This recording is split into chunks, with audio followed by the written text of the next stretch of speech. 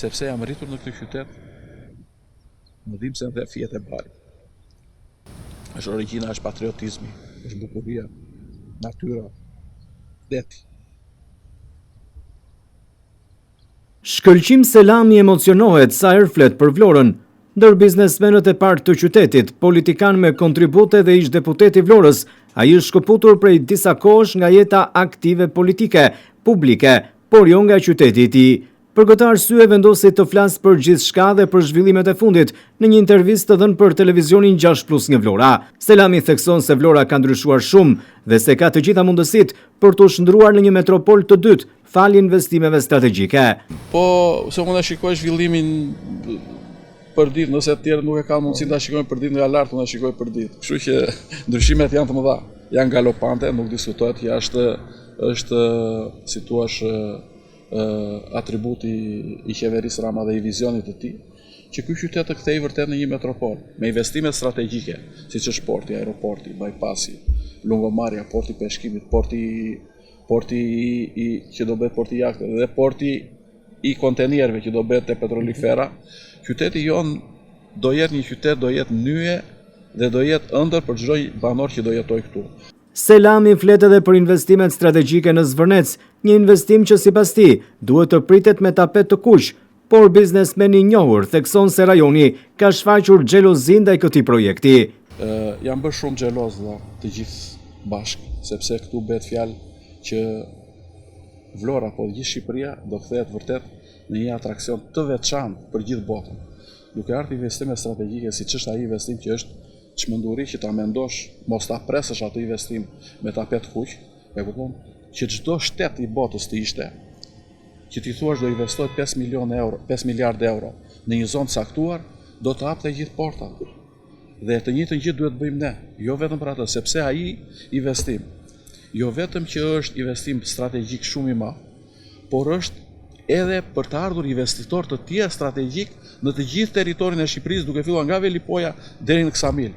Dhe këtu, kjo është diçka që i ka bërë keq rajonit të vërtetën, sepse nëse neve na kanë parë troç mohabeti, se unë do i them gjërat ashtu siç i ndjej, të tjerët na kanë parë si lop për të miel, për t'u bërë ne treg për ata, fqinjët tanë, Jugor, Verior, Malizi, jugu Italisë, po edhe shumë të tjerë që janë tani që kanë dalë hapur, që nuk duan që të vijë investitor, si puna e kushtet e këtu për arsye sepse kanë konfliktet e tyre personale atje, Sorosi me Trumpin, që s'ka lidhje fare, ne nuk duhet të bëhemi palë e politikës tyre, ne duam kush na zhvillon vendin këtu vëlla, kush na jep mundësinë neve qytetarëve dhe kush zhvillon më shumë këtë vend për të sjellë sa më shumë investime të tjera strategjike për qytetin tonë. Më thoni Flamingo, këtu kemi qenë. Po cilat Flamingo? Kishte Flamingo para 2013-ës? Ne kemi bërë monitoriumin e shpendëve dhe të kafshëve në të gjithë që ndaluam gjuetinë e palishme që bëj.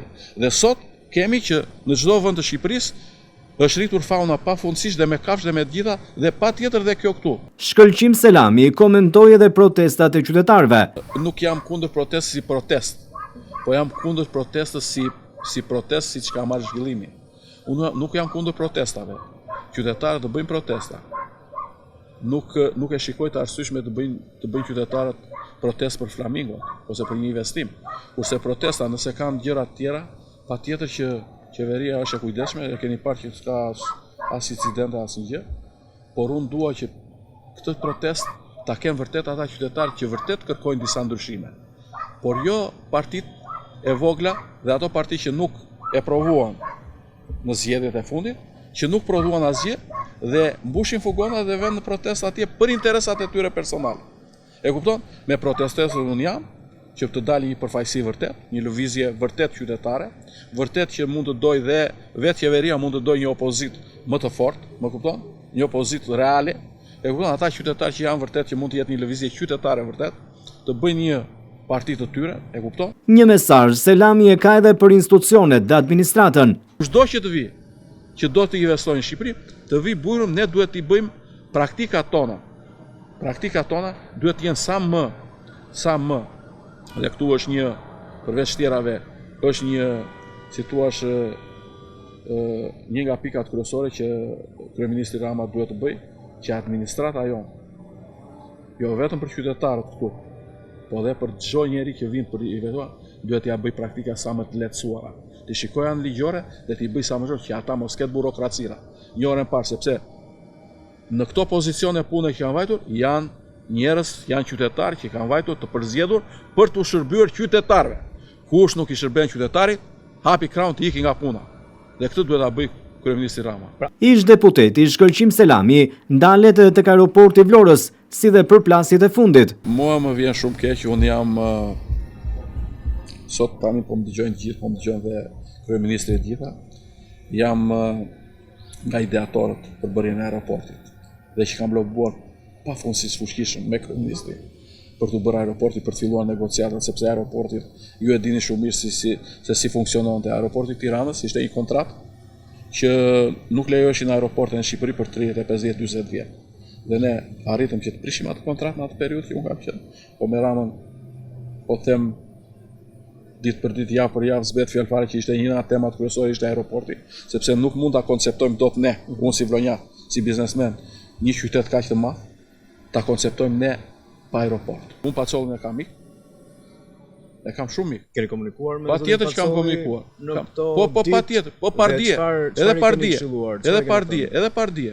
edhe pardje, por është një nga ata që ka dashur, që i ka ndënjë afër Shqipërisë me investimet e tij, se ai është biznesmen i fuqishëm, i ka ndënjë afër dhe ka pas dëshirën e madhe që këtë aeroport ta bëjë në kohë. Po duke qenë që ka pas probleme me 2%-in, që është merr ta mendosh, që unë mendoj që Pra ju jepni drejt zotit Pacollin në këtë luftë. Patjetër vëlla, s'është luftë jo. Ai është kryesori, është investitori. E kupton? Nuk mundet një me 2% me një nën kontraktor që thotë që jam unë sot, kur tjetri ka investuar, ka bërë. Sikur mos ishin këto probleme, ne sot do kishim bërë fluturimet e para.